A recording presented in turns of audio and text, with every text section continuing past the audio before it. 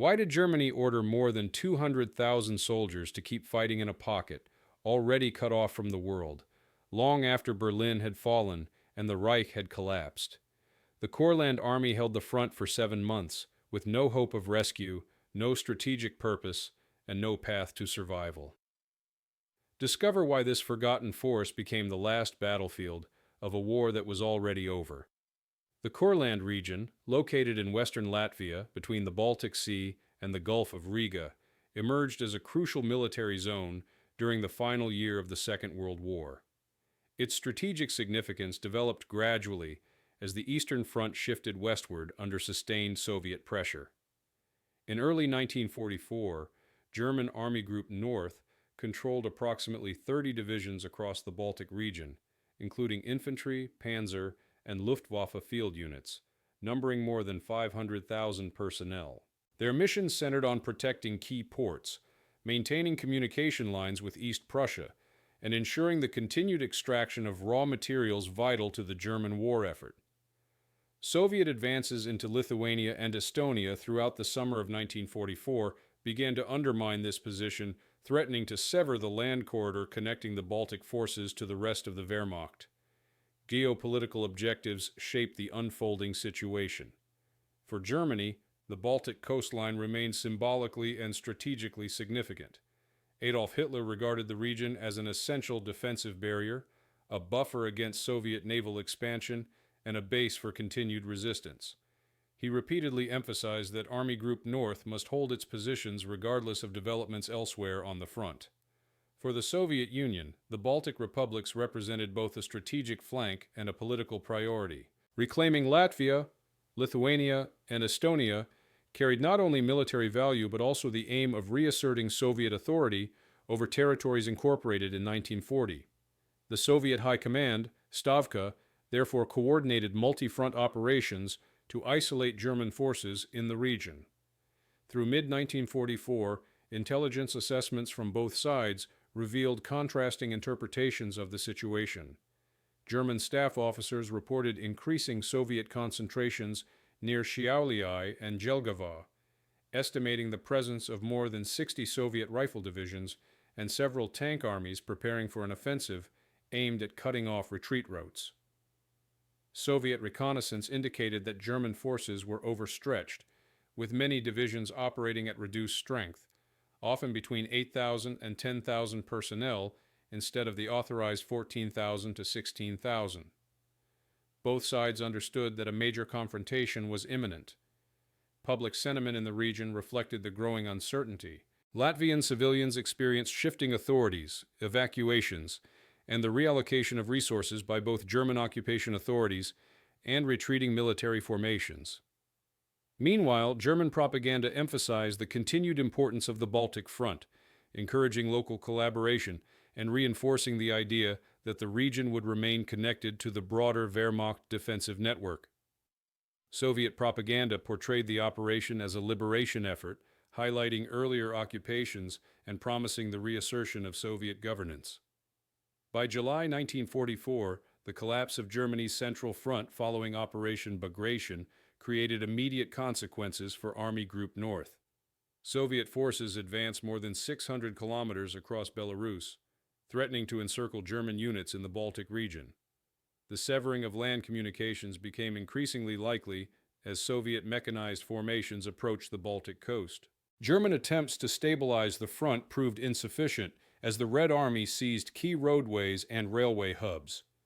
On 31 July 1944, Soviet forces captured Tukums, temporarily cutting off Army Group North from the rest of the Wehrmacht.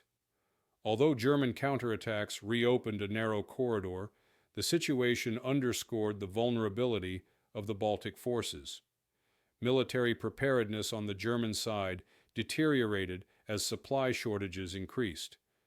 Fuel deliveries declined sharply, leaving many vehicles immobile.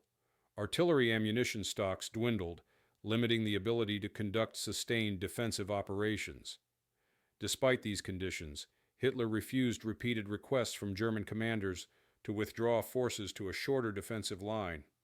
He instead demanded that the Baltic region remain in German hands, citing its role as a potential base for naval and air operations. In contrast, Soviet preparations intensified. The First Baltic Front, the Second Baltic Front, and the Leningrad Front coordinated plans to cut off German forces permanently. Combined, these fronts fielded more than 900,000 personnel, 2,500 tanks and self-propelled guns, and more than 13,000 artillery pieces. Their objective was clear: sever the final land corridor, isolate Army Group North, and force the surrender or destruction of the trapped German formations. By early October 1944, Soviet offensives succeeded in closing the final escape route.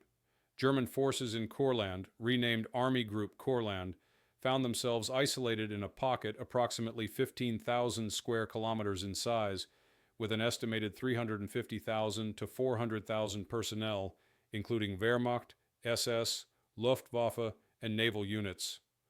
The pocket possessed several key ports, including Liepaja and Ventspils, which allowed limited evacuation and resupply by sea, yet these measures could not compensate for the loss of land communication. The stage was set for Germany's final stand in Courland, where isolated divisions would resist repeated Soviet assaults for 7 months, even as the war approached its end elsewhere in Europe. The isolation of Army Group Courland in October 1944 marked the beginning of a prolonged defensive campaign shaped by rapid Soviet advances and equally rapid German decisions made under pressure. Once the land corridor near Tukums was severed, German units withdrew in stages toward defensive positions that would eventually define the Kurland pocket. These withdrawals were conducted under continuous Soviet pressure, with rifle divisions, tank brigades, and artillery units attempting to prevent German formations from reorganizing.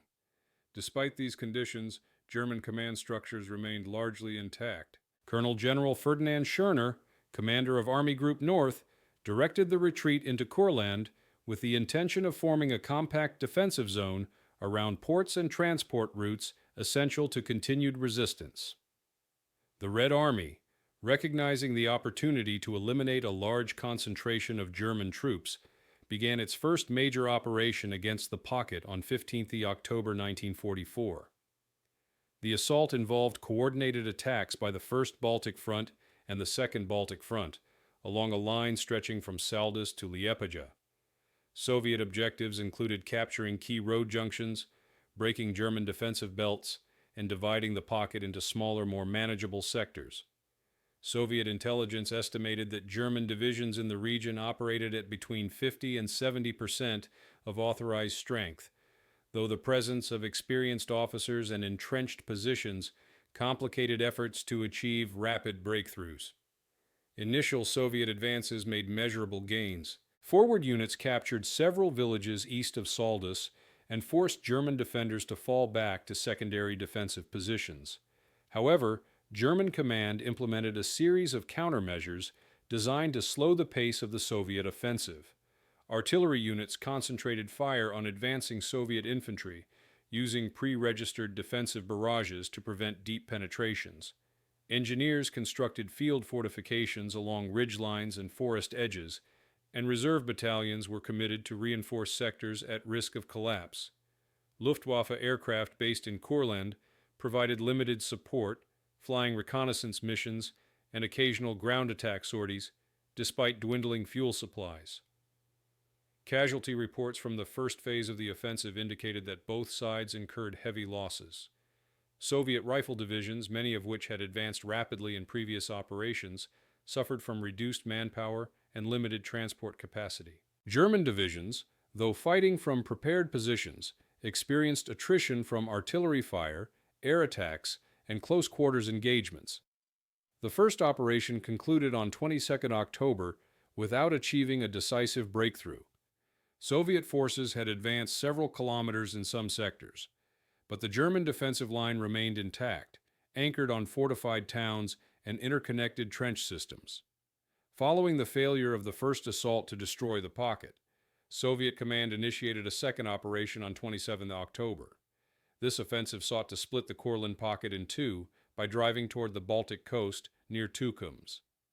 The Soviet plan relied on simultaneous attacks along multiple axes to overwhelm German reserves, Armored units, including self-propelled guns and medium tank brigades, supported infantry assaults along forested corridors and narrow roadways. Despite the presence of armored support, the terrain in Courland, characterized by marshland, dense woodland, and limited road networks, restricted tank mobility and often forced Soviet forces to rely on infantry-heavy operations. German defenders adapted quickly. Schörner reorganized his forces into 4 corps, each responsible for specific sectors of the pocket. Communications remained effective, allowing rapid redeployment of units to threatened areas. Several divisions, including the 61st Infantry Division and the 12th Panzer Division, mounted counterattacks that disrupted Soviet advances and restored defensive integrity.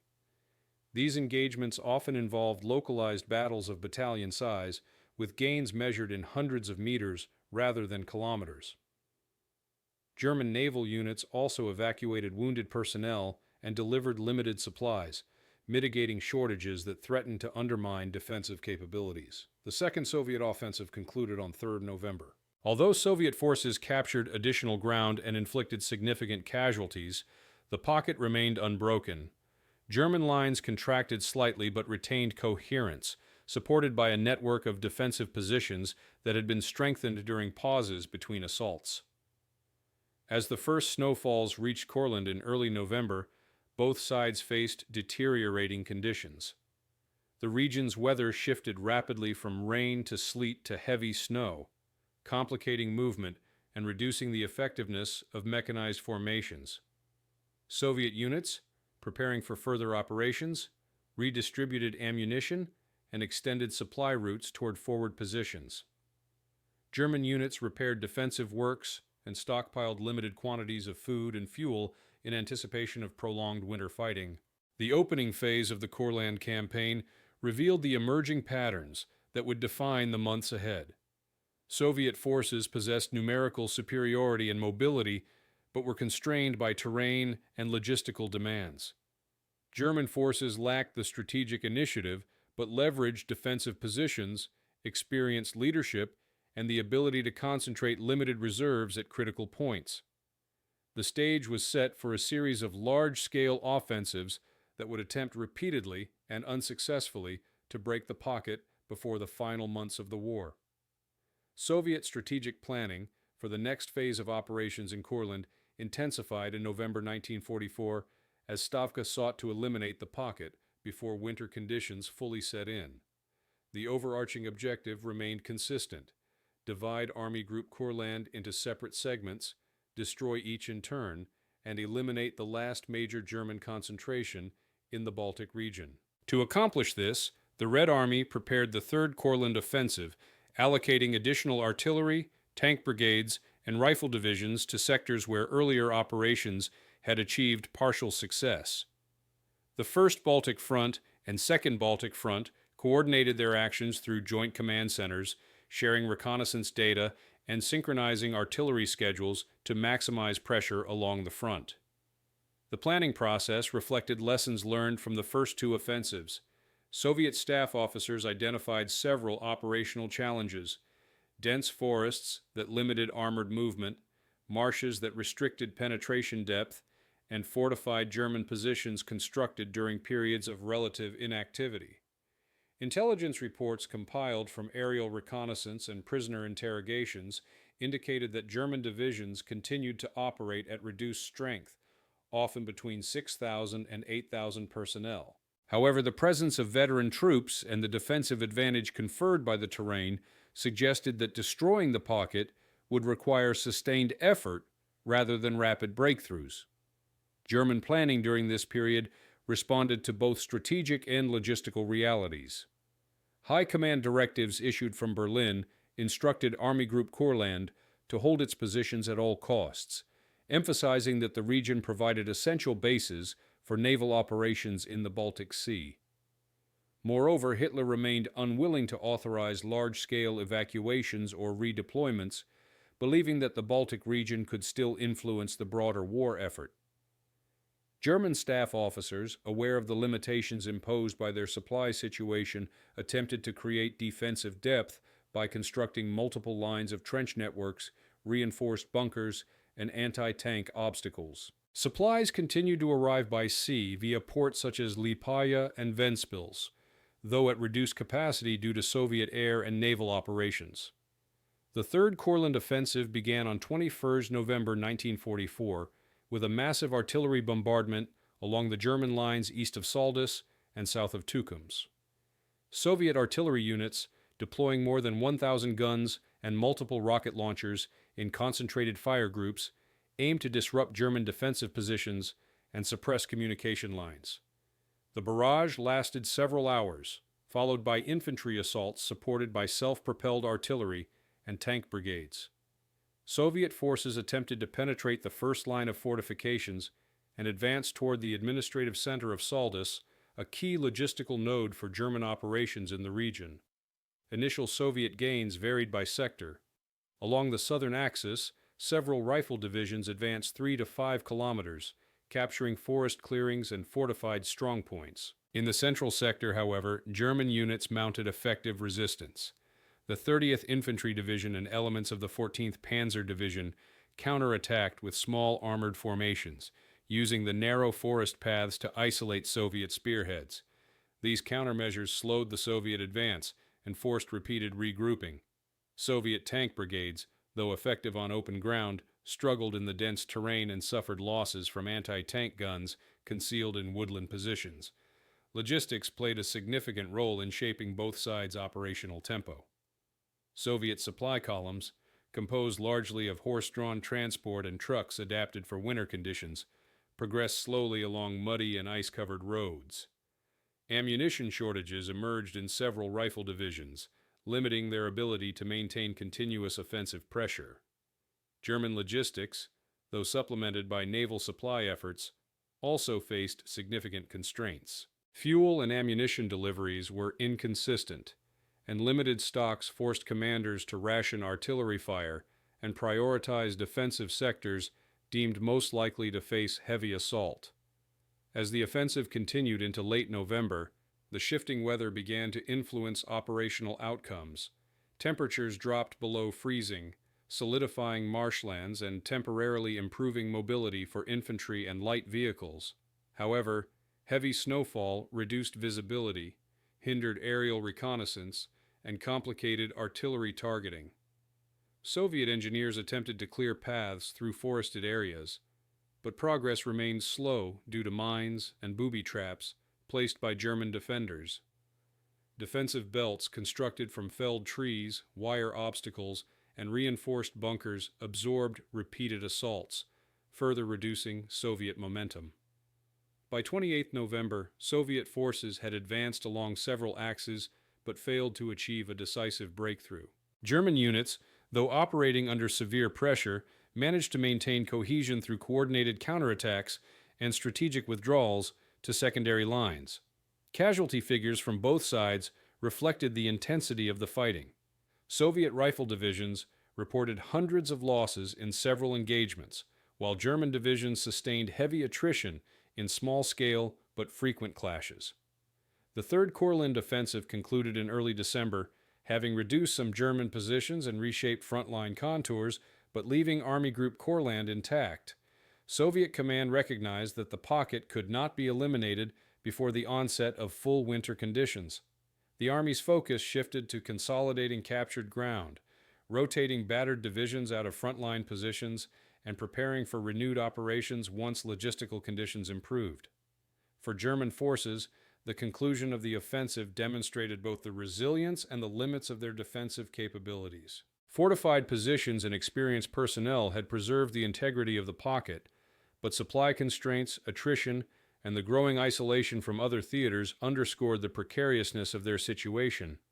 The stage was set for a prolonged struggle that would continue into the final months of the war, with both sides adapting their strategies to the evolving conditions in Courland. The onset of full winter in December 1944 reshaped the tactical and operational environment in Courland as both armies prepared for another round of large-scale engagements. Snow accumulation reached depths of 30 to 50 centimeters across much of the region, and temperatures frequently dropped below -10 degrees Celsius. These conditions reduced mobility, restricted the use of mechanized formations, and forced both sides to rely increasingly on infantry operations supported by concentrated artillery fire. Despite these challenges, Stavka initiated the Fourth Courland offensive with the objective of breaking the pocket before the end of the year. Commanders assessed that the German defensive system, though resilient, had been weakened by successive months of combat and reduced supplies. The Soviet plan centered on coordinated assaults by the First Baltic Front and the Second Baltic Front, along axes converging on Saldus and Prekuli. These locations functioned as key logistical hubs for Army Group Courland, and their capture would disrupt German internal lines of communication. Soviet forces allocated for the operation included more than 30 rifle divisions, several tank and self-propelled artillery brigades, and over 1,200 artillery pieces. The opening bombardment began on 23 December, lasting several hours as artillery and Katyusha rocket launchers targeted German trench systems, command posts, and suspected reserves. Infantry units advanced shortly thereafter, attempting to exploit gaps created by the preparatory fire. Initial gains were limited. German defensive positions, constructed over weeks of preparation, absorbed much of the bombardment. Trenches reinforced with timber and earthworks offered substantial protection, while minefields slowed Soviet infantry as they attempted to advance. Machine gun nests concealed within forest edges disrupted Soviet formations, and localized counterattacks by German battalions restored defensive cohesion in several sectors. The narrow avenues of approach through forests and marshland prevented Soviet forces from massing tanks effectively, resulting in operations dominated by infantry and artillery. Nevertheless, by 26 December, Soviet units had achieved measurable progress on the southern flank, advancing 4 to 6 kilometers in some areas and capturing several fortified villages. These gains threatened to isolate German strongpoints and prompted the redeployment of German reserves from other sectors. The 11th Infantry Division and elements of the 19th SS Division were shifted to the southern axis to reinforce defensive positions. Although these units operated at reduced strength, often fewer than 6,000 personnel per division, they played a critical role in stabilizing the line. German artillery, though limited in ammunition, concentrated its fire on Soviet assembly areas and crossing points, inflicting significant casualties and slowing the momentum of the offensive. Civilian populations in the contested areas faced increasing hardship. Many villages had been evacuated during earlier operations, but those remaining encountered shortages of food, winter clothing, and medical supplies.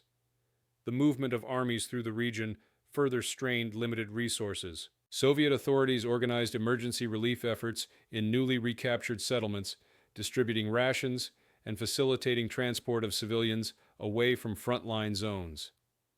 German military administration continued evacuations from areas under threat of assault, though the availability of transport was limited due to fuel shortages. As the Fourth Courland offensive transitioned into its later stages, weather conditions deteriorated further. Heavy snowfall reduced visibility to less than 200 meters in some sectors, complicating artillery observation and obstructing reconnaissance. Soviet air support, already constrained by winter conditions, became minimal. German Luftwaffe units also faced severe limitations, with only a handful of aircraft able to conduct reconnaissance or ground attack sorties due to weather and fuel constraints. Ground operations increasingly depended on infantry initiative and artillery coordination rather than combined arms maneuver. By the final days of December, Soviet attacks had slowed across most of the front. The offensive had captured several key positions, narrowed parts of the German defensive perimeter, and inflicted considerable losses. However, it failed to achieve the strategic objective of breaking the pocket or severing German internal communications. German defenders conducted organized withdrawals to secondary defensive lines, preserving unit cohesion despite declining resources. The pocket contracted slightly, but remained intact. The Soviet command concluded the operation on 31 December, shifting focus toward regrouping forces and preparing for operations in early 1945. The Red Army assessed that continued assaults in the same manner would yield diminishing returns during the harshest winter months. Instead, planning efforts shifted to integrating reinforcements, redistributing artillery assets, and preparing for renewed offensives once weather conditions improved. For Army Group Courland, surviving yet another major Soviet assault reinforced the belief held by some commanders that the pocket could continue resisting indefinitely. However, internal assessments acknowledged the growing strain on personnel and supplies. Ammunition expenditure during the December battles significantly depleted German stockpiles, and naval supply routes faced increasing pressure from Soviet air and naval forces. The Fourth Courland offensive highlighted the interplay between defensive preparation, terrain constraints, and operational endurance. Despite Soviet numerical superiority and sustained pressure, the German defensive network retained integrity, setting the stage for further confrontations as the war approached its final months. The beginning of 1945 marked a decisive shift in the strategic framework surrounding the Courland pocket. While the Soviet Union prepared for major winter offensives across the Eastern Front, the isolated German force in Latvia occupied an increasingly peripheral role from the broader perspective of global operations. Nevertheless, Stavka remained committed to reducing the pocket, both to eliminate a large concentration of enemy troops and to secure the Baltic coastline. This period saw the launch of the Fifth Courland Offensive in late January 1945, an operation shaped by severe winter conditions, increasingly strained German logistics, and evolving Soviet strategic priorities. The Soviet plan for the new offensive reflected broader developments on the Eastern Front. With extensive operations underway in East Prussia, Poland, and Silesia, Stavka allocated limited but sufficient forces to deliver another attempt at breaking the Courland defensive system. Approximately 26 rifle divisions, supported by several tank brigades and over 900 artillery pieces, were assigned to the Fifth Offensive. Their primary objective was to penetrate German lines near Saldus and Liepāja, divide the pocket, and force the surrender of isolated units. Soviet intelligence estimated that Army Group Courland still numbered approximately 200,000 to 230,000 personnel, organized into 6 corps with varying levels of combat readiness. German assessments at the start of 1945 acknowledged the deteriorating situation. Reports indicated declining ammunition reserves, reduced mobility due to fuel shortages, and attrition that had reduced some infantry divisions to fewer than 5,000 combat-capable personnel. Nevertheless, German commanders maintained defensive discipline. Field fortifications constructed in earlier months were expanded, and new anti-tank obstacles, trench networks, and fallback positions were created.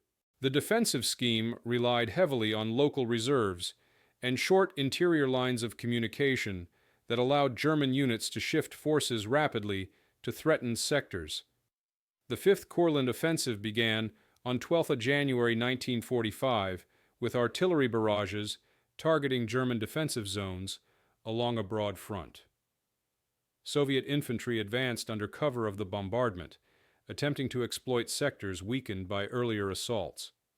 Initial penetration occurred in several areas, with rifle divisions advancing 2 to 4 kilometers and capturing forward trenches. However, German defenders responded with counterattacks conducted by battalion-level battle groups composed of infantry, machine gun teams, and limited armored support. These actions slowed Soviet advances and stabilized the line in multiple sectors. Weather conditions during the offensive proved particularly challenging. Temperatures dropped below -20 degrees Celsius, and strong winds created snowdrifts that impeded troop movement. Soviet units, despite winter training and equipment, struggled to maintain momentum. Artillery support was complicated by difficulties in transporting shells along frozen and snow-covered roads.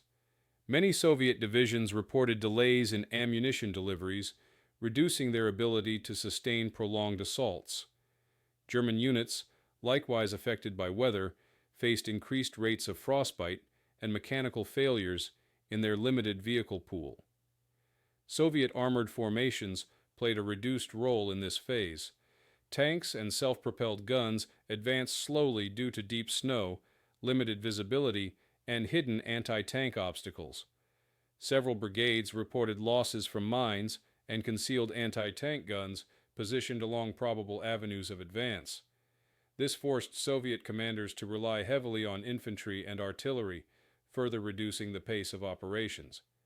Despite these limitations, Soviet forces achieved modest gains near Kurland and along the southern axis of the pocket. Several fortified villages were captured after intense fighting, and German defenders were compelled to withdraw to secondary defensive positions. Casualty reports from both sides reflected the scale of the engagement. Soviet rifle divisions recorded losses of hundreds of personnel per day in some sectors, while German units experienced steady attrition that further reduced already depleted manpower. The Luftwaffe attempted to support the defense through reconnaissance and limited ground attack missions from airfields inside Courland. However, fuel shortages restricted flight hours, and Soviet air superiority limited the operational effectiveness of these missions. Soviet aviation, though also hampered by weather, conducted occasional bombing raids against German supply depots, artillery positions, and transport hubs. By late January, it became clear that the 5th Courland offensive would not achieve a decisive breakthrough. Soviet forces had improved their tactical positions, reduced the size of the pocket slightly, and inflicted further casualties on German formations. However, the defensive system remained intact. German units, despite shortages and exhaustion, maintained cohesion through disciplined withdrawal into prepared fallback positions. Soviet command concluded the operation in early February, acknowledging that greater gains could only be achieved through a larger concentration of forces. The strategic implications of this outcome were influenced by broader events unfolding elsewhere. As Soviet armies advanced into central Germany and across the Vistula and Oder rivers, Courland's importance diminished in comparison to the rapidly changing situation in Central Europe.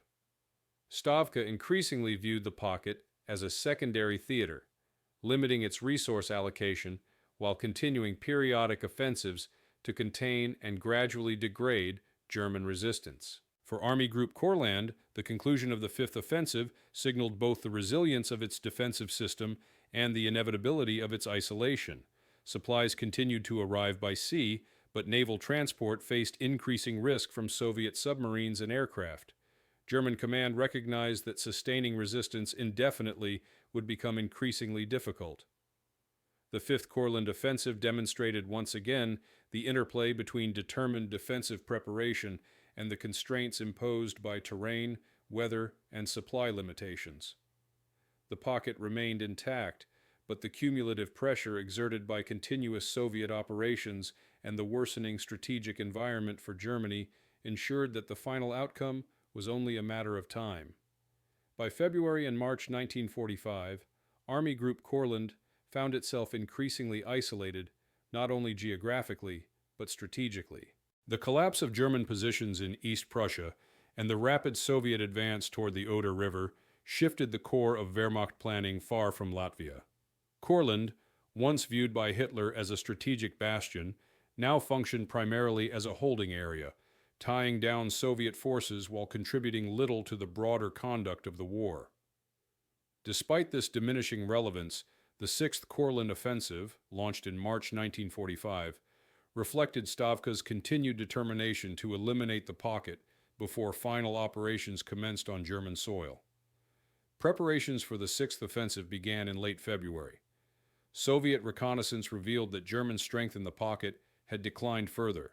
Many infantry divisions operated at 40 to 60% of their authorized manpower, while artillery units reported limited stocks of shells, often fewer than 50 rounds per gun. Nonetheless, the defensive network had grown increasingly elaborate. Weeks of relative operational pause allowed German engineers to reinforce trench lines, expand bunker systems, and install additional barbed wire and minefields. Secondary and tertiary defensive belts were constructed around key logistical hubs, particularly around Saldus, Prekul, and the coastal approaches to Liepāja. Soviet planning emphasized simultaneous pressure across multiple axes to stretch the remaining German reserves. The 1st and 2nd Baltic fronts deployed approximately 30 rifle divisions, supported by tank brigades, self-propelled guns, and more than 1,200 artillery pieces. Although these forces were smaller than those used in earlier offensives, they were better supplied. Ammunition deliveries improved as Soviet logistics optimized transport routes through Latvia and Lithuania, and repaired rail lines allowed more consistent resupply. The operational objective remained the same as in previous offensives: split the pocket and isolate German corps in the southern and western zones, but Stavka also recognized that the broader strategic purpose was to contain, weaken, and gradually compress the German force until its inevitable capitulation. The Sixth Courland Offensive began on 17th of March 1945. Artillery preparation lasted several hours, targeting suspected command posts, fortified villages, and trench networks. The bombardment was followed by infantry assaults supported by tank destroyers and self-propelled guns. Soviet forces concentrated their main efforts on the Saldus axis, where previous offensives had weakened German defenses.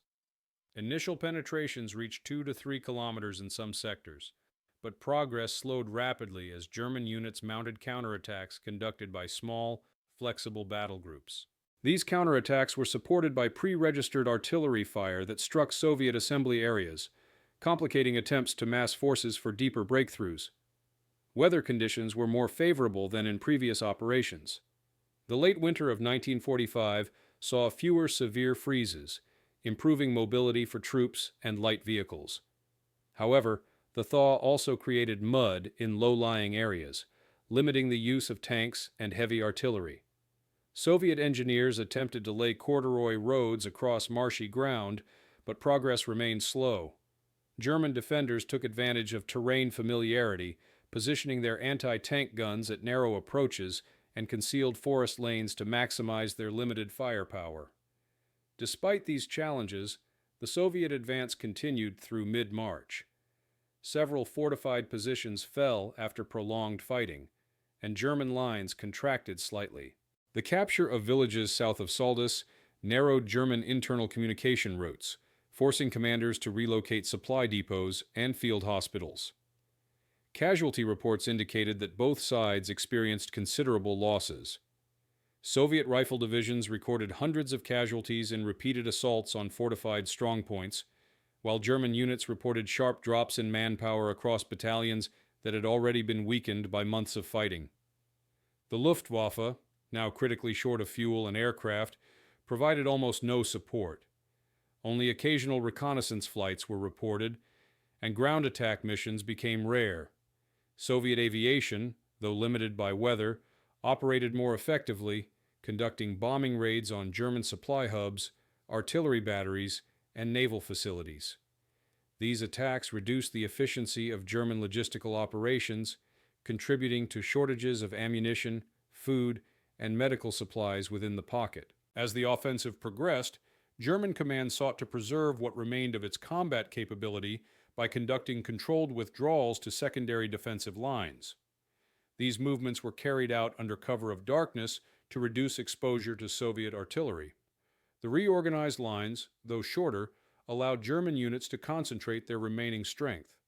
However, these withdrawals marked a significant reduction in operational depth, limiting the defenders' ability to maneuver and increasing their vulnerability to future Soviet assaults. By the final week of March, the Sixth Courland Offensive slowed as Soviet forces reached the limits of their operational momentum. Gains amounted to modest territorial shifts and the capture of several tactically important positions. While the pocket was compressed further, its defensive structure remained intact. Stavka concluded the offensive at the end of the month, acknowledging that further attempts would yield diminishing returns until major operations elsewhere had concluded. For Army Group Kurland, the results underscored the severity of its situation. Supplies arriving by sea were insufficient to offset mounting shortages. Naval losses increased due to intensified Soviet submarine activity, and transport ships risked interception by aircraft operating from recently captured Baltic airfields. Internal assessments noted that some divisions had fewer than 3,500 combat-capable personnel, with artillery and anti-tank units functioning at minimal strength. The Sixth Offensive illustrated the prolonged attritional nature of the Courland campaign.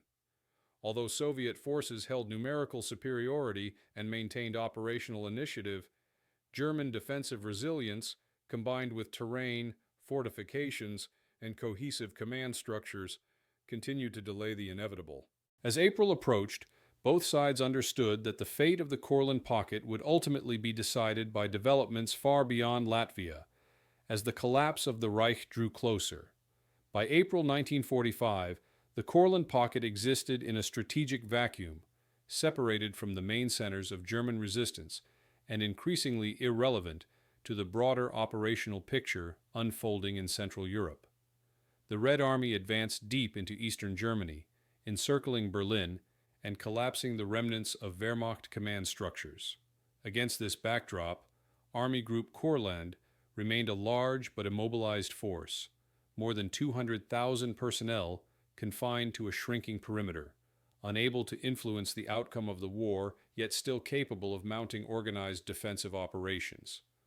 The seventh phase of the campaign reflected both the endurance of the trapped German force and the evolving priorities of Soviet command as the Eastern Front entered its final stage. Nevertheless, orders from Berlin continued to emphasize holding the pocket as a defensive bastion. General Karl Hilpert, who assumed command after Ferdinand Schörner was reassigned to Army Group Center, reorganized the remaining divisions into a more compact defense, withdrawing from exposed salients and concentrating forces around Liepāja, Ventspils, and Saldus. These adjustments aimed to preserve manpower and extend the duration of resistance, even as supplies dwindled and morale began to decline. Soviet forces maintained steady operational tempo during the first half of April. Reconnaissance and force missions probed German defenses, identifying weakened sectors and monitoring troop movements. Artillery fire targeted known supply depots, staging areas, and command posts. Air operations increased as weather improved.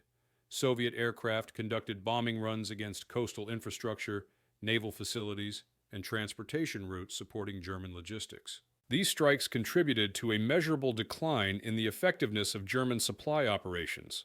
Naval transports bringing ammunition, fuel, and medical supplies faced increased risk from Soviet submarine patrols and air reconnaissance. Several ships were sunk or damaged while attempting to reach Courland, reducing the volume of goods entering the pocket. Within the defensive perimeter, German units adapted to severe shortages. Several infantry divisions operated at fewer than 4,000 combat-capable personnel, with battalions often reduced to company size. Artillery units rationed their remaining shells, limiting fire missions to defensive engagements or counter-battery fire. Fuel shortages restricted vehicle use almost entirely to medical evacuation and command transport, forcing the majority of movements to be conducted on foot or by horse-drawn wagons. Soviet authorities facilitated the evacuation of civilians from recaptured villages, though these efforts were constrained by lack of transport and the need to prioritize military operations. German military authorities conducted their own evacuations near the coast, moving civilians toward ports in anticipation of potential seaborne evacuation. However, limited naval capacity and growing Soviet control of the Baltic Sea left many evacuees stranded. By mid-April, German intelligence reported the collapse of organized resistance in central Germany and the encirclement of Berlin. These developments had direct consequences for the pocket. Some German officers requested permission to negotiate surrender terms or evacuate remaining forces to avoid unnecessary casualties. However, communications with Berlin remained inconsistent, and the chain of command insisted that Kurland continue to resist.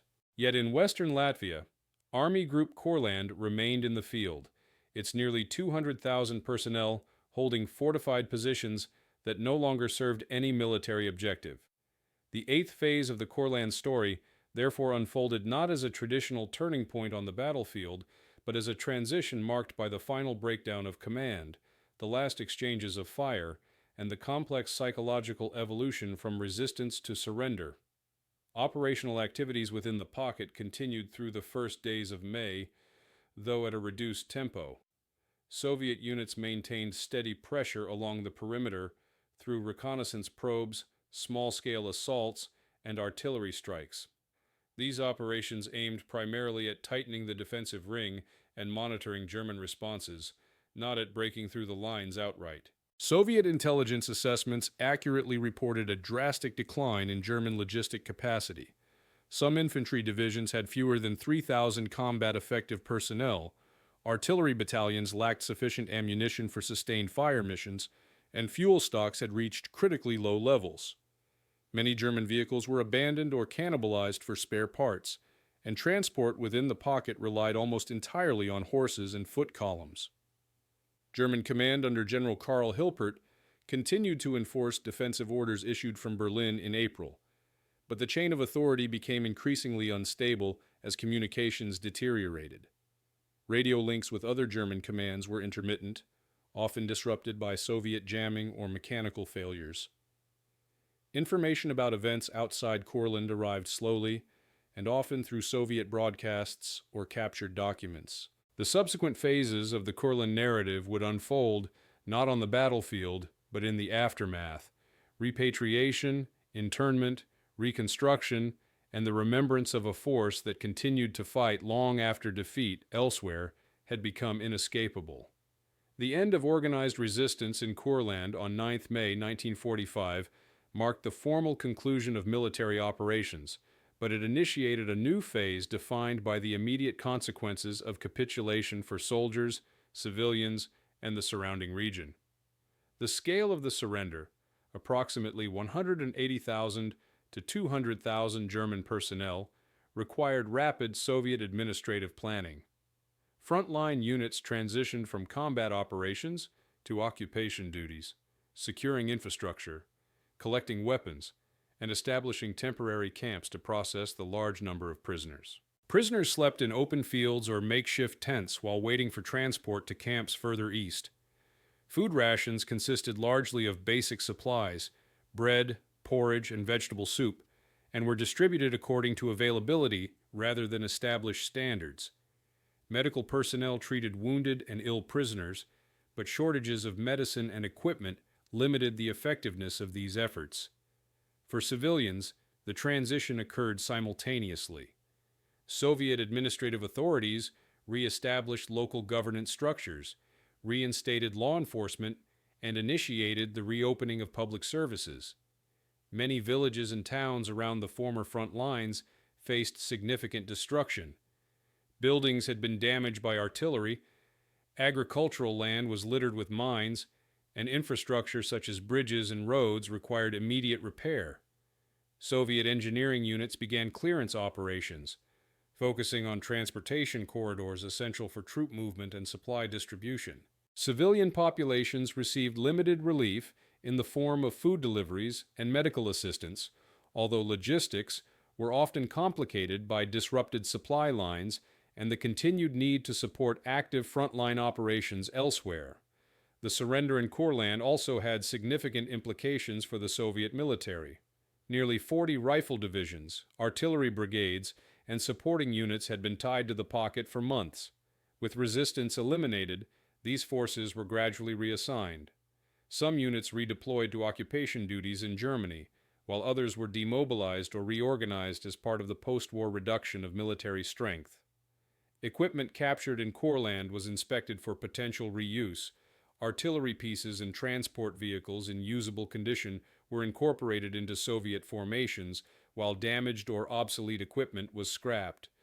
For German prisoners, the next stage involved transport to established internment camps. Columns of surrendered personnel marched or were moved by truck to railheads, where trains transported them to camps in Latvia, Lithuania, Belarus, and deeper within the Soviet Union. These movements occurred over several weeks and were influenced by transportation capacity, availability of rail cars, and the need to prioritize military redeployment. Mortality during these initial movements was documented, but varied depending on weather, distance, and available provisions. Many soldiers lacked adequate clothing or footwear due to shortages experienced during the final months of the war. The surrender also prompted the deconstruction of the military and political structure that had governed Courland during German occupation. Administrative offices were dissolved, documents seized, and personnel detained for investigation. Soviet authorities examined occupation records to identify individuals involved in war crimes, collaboration, or forced labor programs. While many enlisted soldiers were processed as standard prisoners of war, officers and political officials underwent more extensive scrutiny. The humanitarian cost of the final months in Courland became evident during this period. Medical officers documented high rates of malnutrition, frostbite, and untreated wounds among both prisoners and civilians. The destruction of farmland, livestock losses, and depopulated areas created immediate challenges for post-war recovery. Soviet authorities initiated agricultural restoration programs, redistributing land, repairing irrigation systems, and facilitating the return of displaced families. Demining operations became essential to restoring safety, as large areas of forest and farmland remained hazardous due to mines and unexploded ordnance. In the broader strategic context, the collapse of the Courland pocket eliminated the last major concentration of German troops in the Baltic region. This outcome allowed the Soviet Union to consolidate control over Latvia and integrate local institutions into the Soviet administrative framework. It also removed any remaining possibility of Germany using Baltic ports for evacuation, supply, or naval operations. The final surrender thus represented the conclusion of a prolonged and costly campaign whose effects were felt not only on the battlefield, but across the political and social landscape of the region. The immediate aftermath in Courland reflected a complex interplay of military necessity, political transformation, and humanitarian need. The pocket had endured 7 months of isolation, 6 major Soviet offensives, and continuous logistical strain. Its dissolution marked both the end of a defensive stand by a trapped army and the beginning of a long recovery process for the civilians and territories affected by the conflict. The full historical significance of this moment would become clearer in the following years as the region rebuilt and the fate of the surrendered soldiers unfolded across thousands of kilometers in Soviet internment camps. The legacy of the Courland campaign emerged gradually in the years following the war, as governments, military institutions, and historians assessed its strategic significance, human consequences, and place within the wider narrative of the Eastern Front. Although the pocket's final surrender occurred after the formal end of hostilities in Europe, its endurance as a coherent fighting force for more than 7 months after isolation ensured that the campaign occupied a distinct position within military history. The protracted resistance of Army Group Courland, despite its inability to influence the strategic outcome of the war, raised questions about the motivations behind its continued defense, the decisions of German leadership, and the implications for post-war memory and political discourse across the Baltic region. From a strategic standpoint, the Kurland pocket represented both an operational liability and a symbolic stronghold. German high command viewed the Baltic region as indispensable long after its military value had diminished. Hitler's insistence on maintaining Army Group Courland contributed to the entrapment of more than 200,000 troops who, if redeployed earlier, might have reinforced critical sectors in East Prussia or along the Vistula. Historians analyzing post-war German documents concluded that the retention of the pocket reflected political and ideological considerations rather than practical military logic. The German leadership feared the psychological impact of abandoning Baltic territory, while also overestimating the capacity of the trapped force to tie down disproportionately large Soviet formations. Soviet perspectives emphasized the pocket's role in securing the Baltic coastline and preventing the evacuation of German troops to reinforce other fronts. Although Soviet forces at times allocated substantial manpower and artillery to the region, their operations were shaped by constraints involving terrain, weather, and broader strategic priorities. The Courland campaign demonstrated the Red Army's ability to contain and degrade an isolated enemy through sustained pressure rather than decisive breakthroughs. Soviet archival materials indicate that Stavka consistently weighed the benefits of eliminating the pocket against the need to prioritize offensives that directly contributed to the collapse of the German state. Official publications highlighted the containment and eventual elimination of a significant German force as evidence of Soviet military capability. In post-war Germany, particularly within veterans organizations and memoir literature, Courland became a symbol of disciplined resistance under unfavorable conditions. Some accounts stress the unit cohesion and defensive skill of the trapped divisions, while others question the political decisions that led to their prolonged isolation. In the Baltic states, particularly Latvia, the legacy of Courland remains intertwined with broader discussions of wartime occupation, collaboration, and resistance. The region's wartime experience included both forced conscription into German units and Soviet efforts to integrate local populations into the Red Army or partisan networks. As a result, interpretations of the Kurland campaign often reflect contemporary political perspectives on sovereignty, identity, and historical memory. The campaign's conclusion on 9 May 1945 marked not only the end of one of the war's longest encirclements, but also the final chapter of large-scale German military resistance outside Central Europe. The legacy of Courland endures through archival research, memorial sites, and the continued study of the operational, social, and political consequences of the campaign. It remains a significant example of how isolated forces function at the edge of strategic collapse, and how wartime decisions reverberate far beyond the battlefield, shaping collective memory, regional identity, and the historical understanding of the conflict.